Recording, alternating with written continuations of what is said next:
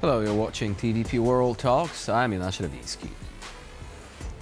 With the US Navy Armada approaching the Middle East, Iran may be poised on the precipice of military conflict, with Trump threatening to take action if the regime does not abandon its nuclear program, and with the Ayatollahs themselves having recently staged a brutal crackdown on opposition protests, resulting in thousands of casualties nationwide. The prospects to avoid open war look increasingly grim. Joining us now to discuss this is Azadeh Zabeti, Vice President of the Committee of Anglo-Iranian Lawyers. Hello and welcome to TVP World. Good morning and thank you for having me. So let's talk first about the situation on the ground. We've heard a lot about the crackdown, and we of course have these conflicting casualty numbers. But before that, what is the activity, so to say, among the protesters, among members of the opposition right now? Are the protests still ongoing, despite the violence being used against them by the authorities? So the uprising began now over a month ago and, as you previously reported, started in the bazaar area of Tehran. After 47 years of a barbaric and a savage regime, the Iranian people took up against the military forces of the Iranian regime in order to seek a democratic and a secular republic. As you have also previously reported, this uprising was very brutally suppressed by the Iranian regime, which has been its modus operandi now for 47 years. There are ebbs and flows in this uprising. So whilst there have been very heavy casualties sustained by the Iranian people, reports, as you say, the numbers vary considerably. I rely on sources within the country, and they are affiliated with the main opposition movement, the MEK, that has resistance units on the ground. They have been very methodically and meticulously staticizing the number of people that have been slaughtered by the Iranian regime, and that is recording the names, the ages, the locations, and how they were killed. The Iranian regime pursued a shoot-to-kill policy, and they administered snipers and used live ammunition on the people of Iran. It certainly wasn't the first uprising. There have been many uprisings previously, but what I can tell you is what set this uprising apart from others was how militant the people were. And what I mean by militancy is how confrontational they were in taking on the Iranian regime empty-handed when, as I said, they were met with live ammunition. And it was extremely well organized. And that is because there are a great number of forces in Iran and resistance units that organize. And these are extraordinary individuals that carry out acts of resistance against the tyranny and the barbarity of the Iranian regime. So it is very much ongoing, but it is sporadic. And what we know from history is that the flame of liberty and freedom can never be extinguished. And I have absolutely no doubt that the Iranian regime will fall. And this uprising and the number of those that have been killed is very much a watershed in Iran's history. It is not the first occasion when such barbarity on this scale has taken place. One only needs to look at the inception of the Islamic Republic in 1979 to see that the early 80s were marred with extreme brutality, and the reign of terror indeed began in 1981. In 1988, in less than 8 weeks, the Iranian regime executed over 30,000 political prisoners.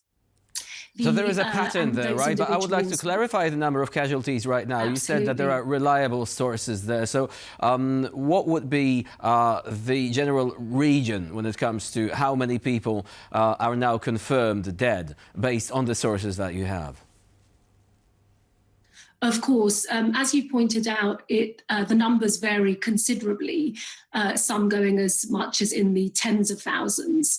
Because of the internet blackout that was in Iran, this has very slightly been lifted so that there are now intermittent and sporadic access to the internet, which is heavily filtered. Information is only very slowly trickling out of the country, but the sources of the MEK have so far documented over 3,000 people, but that number will of course rise as the true figure and the true horror of this crime against humanity will become apparent for the world. But at this stage, it's difficult to speculate on that number as it is very much growing. And now, can you confirm, again, based on these sources, reports from The Guardian, recently an article has appeared which provides some chilling detail as to the methods used by the regime forces, including apparently executions of people undergoing treatment, people receiving wounds to their eyes and other sensitive areas of the body, including by point-blank shots. Gunshots to the head, for example. Is there any confirmation that this is indeed the reality in Iran right now? Yes, absolutely. I'm well apprised of that article. There have been a great number of absolutely horrific stories that are coming out of Iran. And as you said, actually kidnapping individuals who are seeking treatment in hospital and removing them and taking them to prisons. As I said, the regime very much pursued a shoot-to-kill policy in order to suppress protesters. And whilst the rest of the world may only just be catching up with the brutality of the Iranian regime, the Iranian people know all too well the horrors of this regime and what they have been subjected to. This is a regime that routinely tortures and executes its citizens. It's also a regime that has very much in the past been brutal and savage. And it is a regime that has previously executed pregnant women, that has gouged out eyes, that has amputated limbs. And this is why the situation in Iran is extremely urgent, given that according to the sources of the People's Mujahideen Organization of Iran, over 50,000 Iranians who took to the streets to demand freedom and democracy and a secular republic have been arbitrarily detained and are being held in prisons all across Iran. And the history and the modus operandi of this regime has taught us very much that they will most definitely be suffering cruel, inhumane and degrading treatment and punishment, which will include torture. And given that they have been charged with being Mohareb, which is an all-inclusive term used by the Iranian regime in order to say that these individuals are acting against God and acting against the Islamic Republic, they will be at imminent risk of execution, which is why it is absolutely imperative and incumbent on the international community to take the correct stance and the correct approach with the Iranian regime, and that is to take concrete and decisive measures and robust measures. That is the only way that the Iranian people can be given the tools that they need in order to rid the world and the Iranian people and the people of the Middle East from this malign state. And there are, as I said, concrete measures that may be taken. What measures are we talking about? That's a fundamental question, right? The American Armada is on its way towards the Middle East. Do you think the people of Iran would welcome a military intervention despite the possible chaos which may ensue? Look, I mean, there is a great deal of speculation as to the approaches that may be taken by the international community. You mentioned the Armada. In terms of external influences and attacks on Iran, I can tell you that it's absolutely unnecessary. The Iranian people are more than willing and capable of overthrowing the Iranian regime, and history has taught us that sadly freedom and liberty are not exportable commodities. They are fought for and they are obtained by the people of the country. And the Iranian people have 92 million boots on the ground, but the support and the solidarity of the international community is vital. And the steps that may be taken is first and foremost the proscription of Iran's Revolutionary Guard Corps. This is the very entity that has been slaughtering Iranians in their thousands, but it's also an entity that has a very malign influence on the region and causes instability in the Middle East. And it's also an entity that funds terrorism, that carries out terrorism and sponsors terrorism. So prescription is vital. The IRGC have been prescribed in jurisdictions such as the United States and Canada and Australia.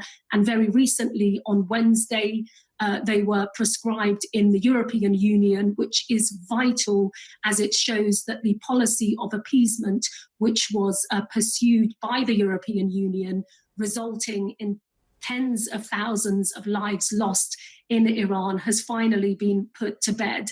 We in the United Kingdom are working to implore our Prime Minister to finally prescribe the IRGC in this country, that is in the United Kingdom. But other measures that may be taken are the closure of the Iranian embassies and the expulsion of its diplomats, and ending all diplomatic ties with the Iranian regime.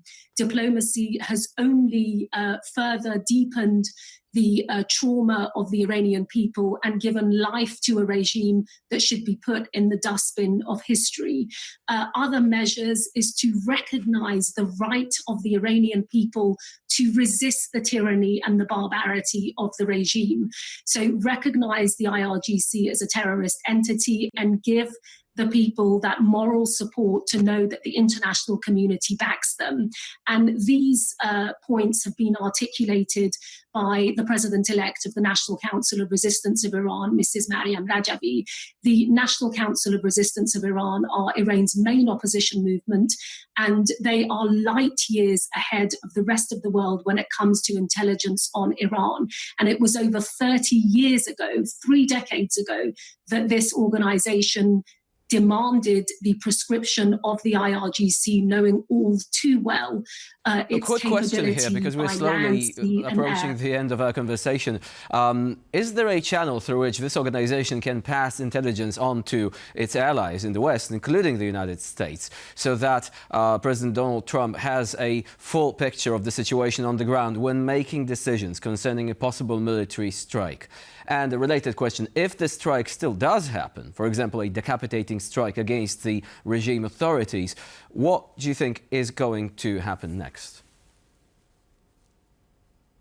Well, to your first question, I can tell you that the National Council of Resistance of Iran and Mrs. Rajavi's 10-point plan has the support of over 4,000 legislators across the world.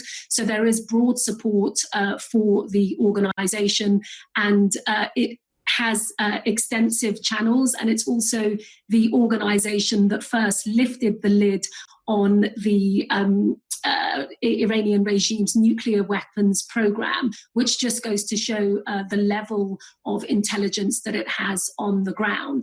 As to your second question, one only has to look at the events of Iraq and Libya, both of which are now failed states. Any military intervention, I believe, would be catastrophic for the region. But as I stress again, it's absolutely unnecessary if the Iranian regime the correct measures are used against the regime, and that is to ensure that the Iranian people have the full support and the full backing of the international community. Azadeh Zabeti was our guest today here on TVP World. Thank you very much for joining us and for sharing your insight.